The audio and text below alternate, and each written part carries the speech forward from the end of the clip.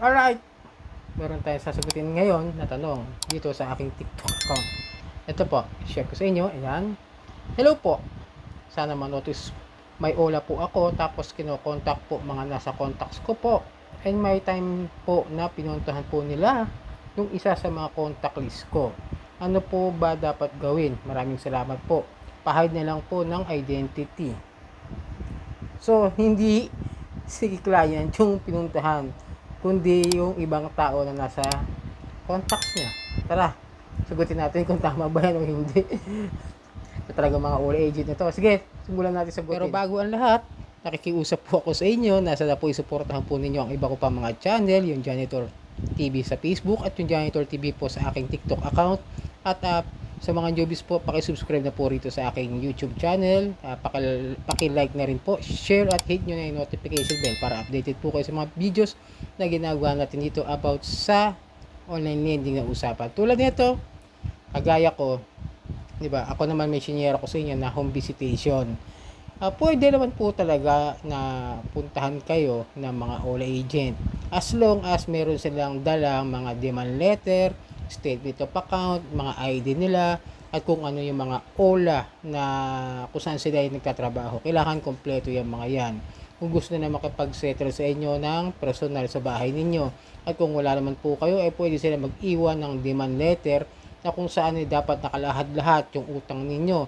Kung magkano yung principal ng utang ninyo, yung interest na kailangan niya ng bayaran ng kliyente, kung hanggang kailan niya binibigyan ng pagkakataon ng ilang araw para makapag-settle siya doon sa OLA.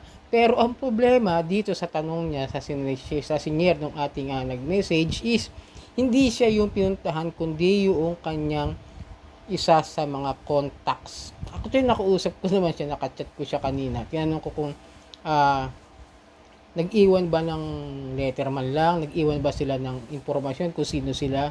Ang sagot niya sa akin ay hindi naman po. Nagulat na lang daw po siya na may nagpuntang araw doon sa kalugar nila. Kumbaga parang ganito, kakilala lang daw ng tita niya yon. Ngayon siguro naka-save siguro sa Facebook niya yung itong kliyente ng ulan na ito. Tapos tinanong ko siya kung kung nag-iwan ba ng pangalan ng OLA. Sabi naman niya ay hindi. Hindi naman daw dahil sa dami ng kanyang OLA na nahiraman. Ito nga yung problema Mahihirapan tayo na maireklamo yung mga ganyang klase ng mga harassments.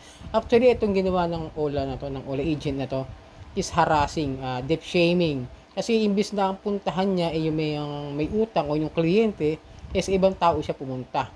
Parang pinapalabas niya, pinapahiya niya yung nangutang na may utang ito sa kanilang kumpanya. Ganun po yung pinapalabas ng kaya pwede po talaga ireklamo yun dahil ang pwede lang pupuntahan ng isang OLA agent o ng isang lending collector ay yung mismo may utang. Kagaya ko, nag-share ako sa inyo, di ba, na ako napuntahan ako ng lending collector like ng Ion.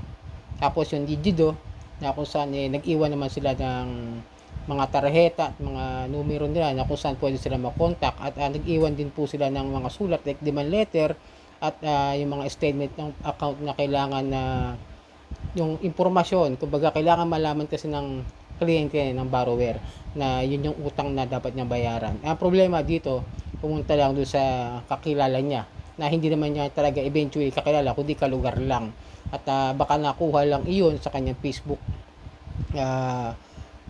account doon sa mga post niya. Siguro mga may nakatag, may mga something na naka-mention, ayun, siguro napuntahan, siguro sinerge yung mga OLA agent na yan. Pero yung mga ganitong klase, once na mangyari sa inyo,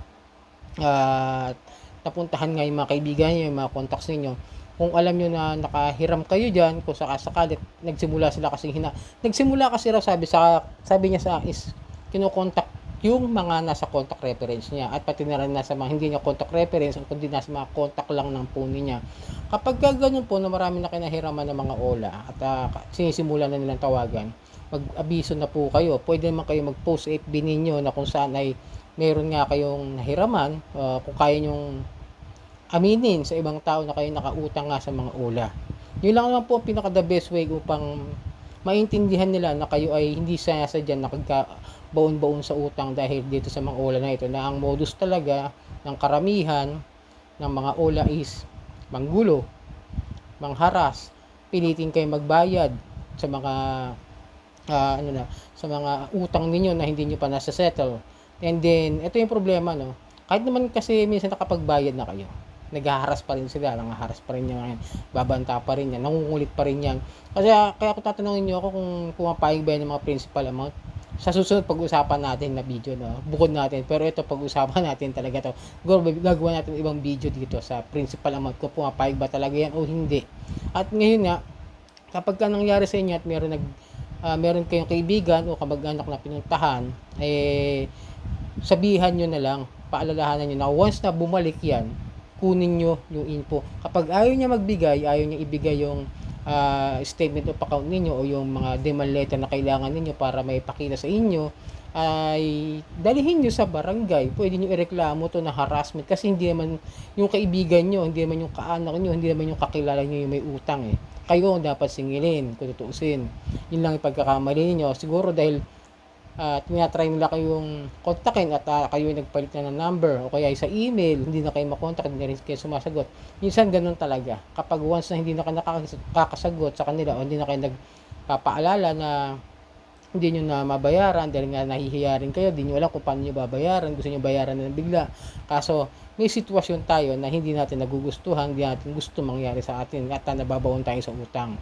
So yun, kung nagkatapal-tapal system kayo, paliwanag yun na maayos dyan sa mga kakilala ninyo. Ngayon, kung yung tita mo nakakilala ron, palalahanan na lang na kung sakaling bumalik yun, ay kunin nyo buong informasyon ng pumunta, ha. Baka kasi syempre hindi nyo alam, hindi man nananakot, no? Hindi nyo alam, parang tinatanong-tanong kayo para pahiyain kayo sa barangay ninyo.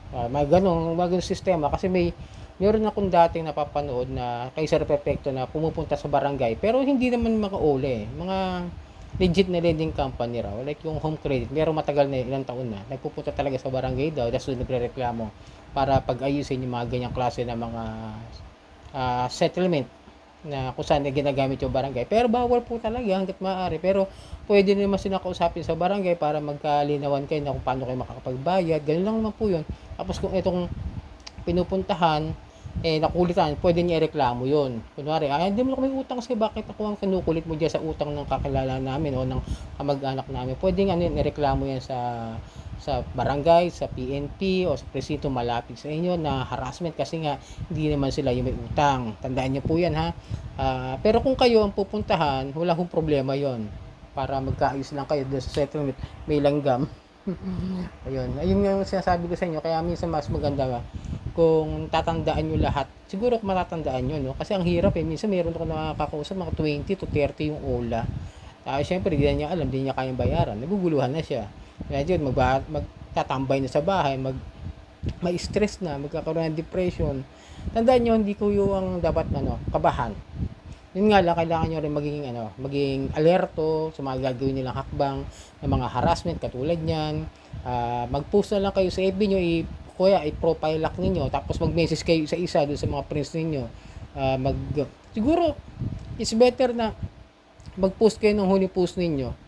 Nasabihin na ang aking ako ay nagkaroon ng na-scam ako. Ganyan siguro na-scam ako ng isang mga pautang na ngayon hinaharas ka. At kung kayo madamay dito sa nangyari sa akin ay maaring humingi kayo ng patawad at sabihin nyo lang doon sa mga na hindi nyo sinasadya na pati sila madamay. Kasi minsan hindi na sa contact kumukuha yan sa mga FB friends, sa mga nakatag, sa mga nakamention. Kaya para sa akin, ako binubura ko na yung mga dati kong medyo hindi na ako hinahanap ko yun, medyo tinatanggal ko na. Unti-unti ko rin tanggalin para wala na makakuha informasyon sa akin. Pero ngayon, wala naman na nanggugulo sa akin. Medyo matiwasay na yung buhay ko sa mga ola na yan. Kung meron man, may paunti-unti pa rin man na nagte-text dito sa sa ibang number doon sa asawa ko. Tapos sa mga kamag-anak.